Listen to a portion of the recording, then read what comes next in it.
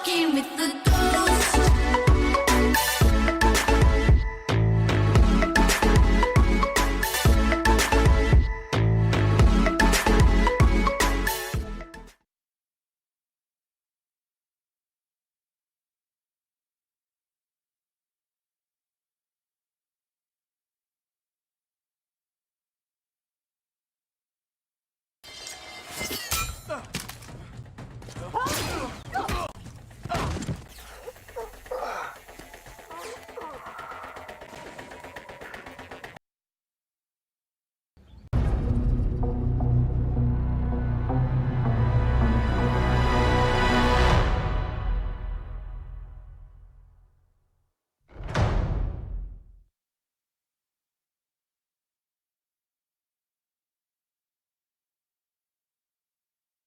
Mandalorian so far has been such a thrill ride, and it's just nothing but just straight Star Wars fun. You know, it's not bogged down by politics, not bogged down by I don't know. Someone was saying I heard read on Twitter that someone said that 4 was woke.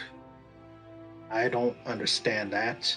Is it because the prominence of women were in this episode? You saw, Carla, what's her name? That's say Carla, Gina Carano, and she was in a prominent role, but that's her character. And then we saw the widow, and we saw her and a bunch of other women with blasters in their hand practicing, and then they were fighting. But then the other day, not too long ago, people were complaining that there's not enough women in there. Are you guys like missing the point? Or are you guys like complaining no matter what? Like a damn if you do, damn if you don't situation? It's like you got women in this. I don't know what you mean by woke. I don't know what was woke about that episode. Explain that to me down in the comments below. But let's talk about episode 5, the Gunslinger. Now, what I liked about it is the fact that one character was killed, a potentially annoying one.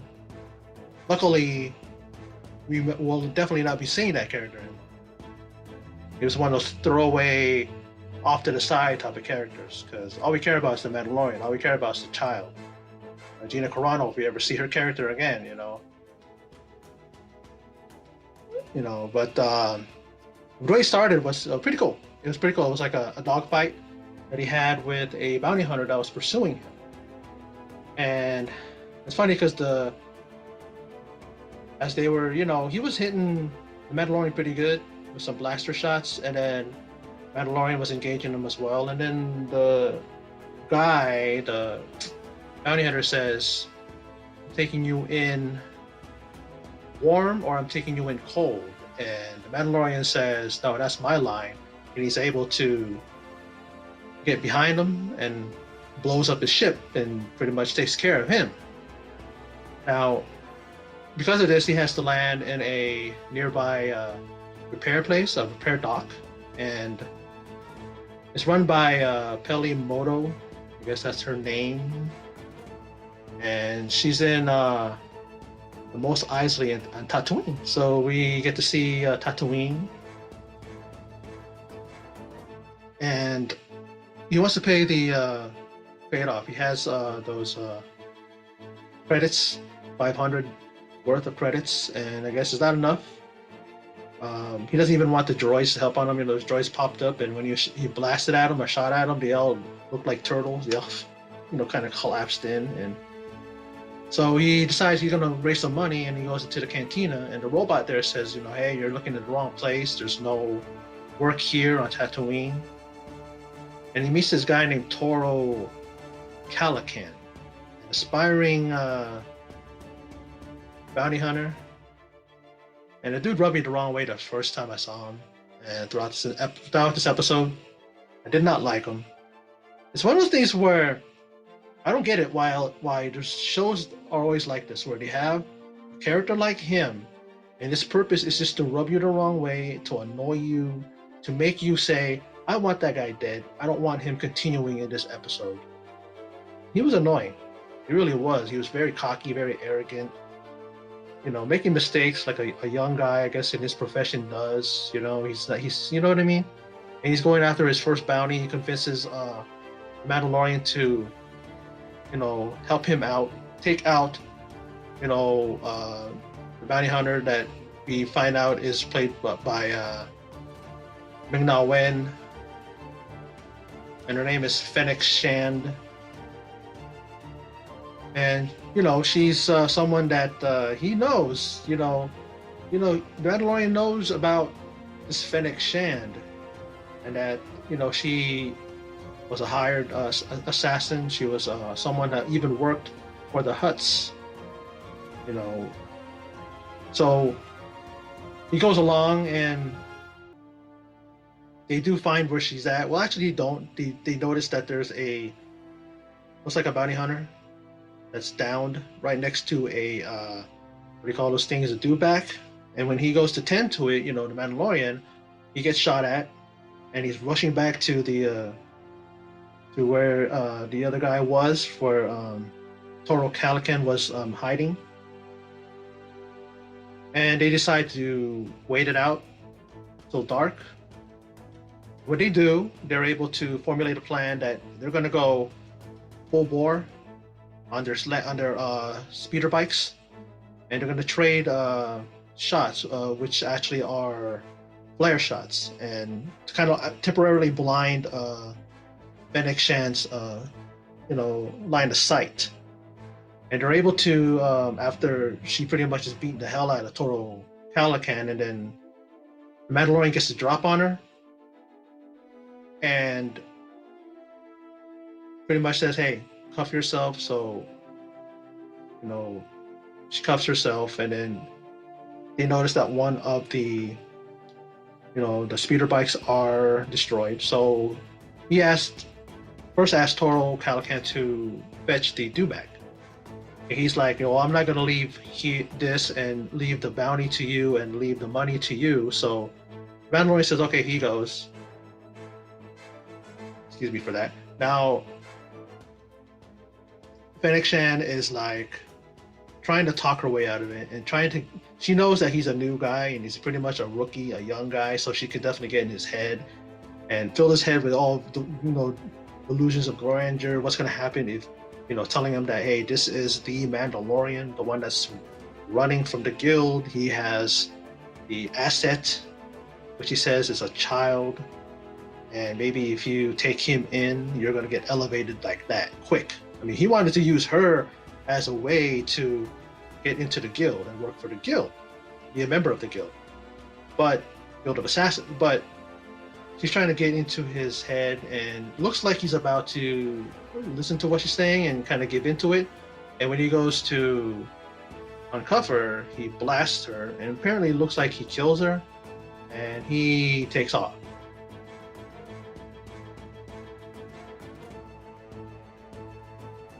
Now, when he sees takes off and the Mandalorian comes back, he notices that she is on the ground. I don't know if he thinks at that moment that she's dead, but he knows that he has to go after Toro Calican.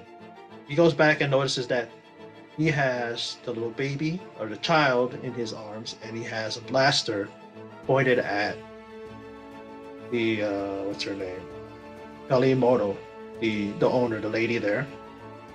And he's doing what all these villains do, all these people do. They just talk too much, He's talking and all that stuff, and then he tells Kalimoto to go get behind the Mandalorian and cuff him. And she whispers something like you're not as dumb as you look, or something like that. You're smarter than that. And what happened? Because I guess she sees that he has like a flash bang kind of thing in his hand. I believe that's what it was. And then when Toro Calican goes to shoot the Mandalorian, he uses it, blinds him, and then Mandalorian's able to take him out and shoot him and kill him on spot. And he takes him out, thank God, because I would not have wanted to see this character carry on because he was annoying. I didn't like this character at all, and it's like they always have to have a character like that in these TV shows, movies, whatever, because I guess it's like a dynamic, maybe to kind of bring a different feel to the scene or something. I don't know what it is, but it's like they always have a character like that. You just want that character to be gone. As soon as you see him like that, gone. I want him gone. You know what I mean? So he's able to, save the child and Elimoto, and she doesn't feel like he might not be able to pay everything, but then he has this handful of just, credits and just gives them to her. And then and so, that's that. And then in the end, we see Fennec Shan's body underground, and then we see a mysterious figure approach her, and then that was it. Fade to black, and the credits roll. Now, I enjoyed this episode. I enjoy every episode so far.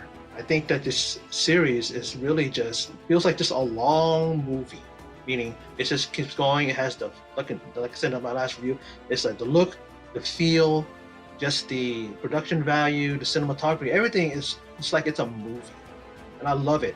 And I love the fact that you hear nods, from there's nods there to the Hutts, because the Jabba the Hutt's family, his lineage, they're all like it's like a royal family. You know what I mean? They got a lot of money. They're very rich. Well, apparently, if the Hutts are still alive here, it's like 3 generations. If it's the fall of the Empire, I don't know when Jabba the Hutt died in this lit timeline, but they made mention of that. So that's why Fennec Shan. I mean, you're thinking she's got to be she's definitely got to be a badass. She's definitely got to be a real great assassin, bounty hunter, if you will, to be able to work for them and do jobs for them, And it was great seeing Ming-na win, and I'm glad that I thought that, she's going to be killed and she's not going to be, this is her only episode, but apparently someone showed up, and I guess the person's going to help her. I don't know. Someone's going to bring her back to life, or if she's just barely surviving, it's gonna help her get better. And of course, let's talk about the child. People are calling her Baby Yoda, and just looking as cute as ever and wide-eyed, looking around. And there's some instances where I thought that this little guy was going to go off and he was going to do some Force things again. He's just chilling, being the little kid, being just hanging in the back and looking all cute.